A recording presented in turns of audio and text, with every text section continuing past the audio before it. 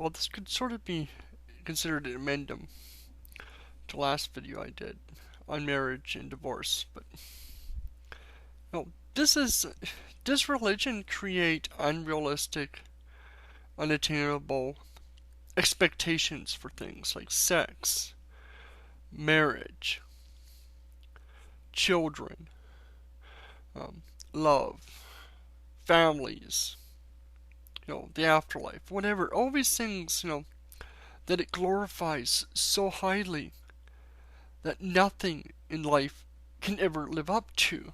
You know, your relationship with God or Jesus isn't going to be perfect all the time. Considering the fact that he, to me, doesn't exist. But even if he does, he's never always doesn't feel like he's there.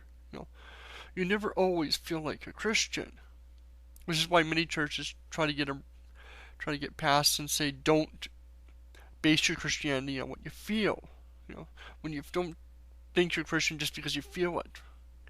And I think it sort of creates these unrealistic expectations, which goes back to my point on, the high divorce rate with religious people. They're hammering into that sex is this great glorifying thing that should only be done in marriage, and marriage is something we all have to do, and kids is something we're expected to have. All these things are just so great and so marvelous, and you have to have them, but you have to wait until the perfect time when Jesus wants you to have it, and nobody can live up to it. Nothing in life can live up to these high expectations, these high ideals that religion puts on these things. Yes, especially with sex, they tend to demonize it, but they also have high ideals on it. That this is a melding of your soul with their soul. And if you have sex with too many partners, you're melding too much of your soul and you're losing too much of yourself. And all these bizarre ideas. And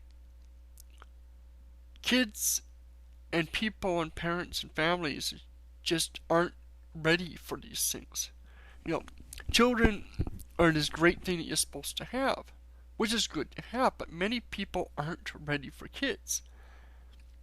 And I'm just talking about those that have, kids before they're, when they're still teens. I mean, adults that think they're ready for kids, and they're not.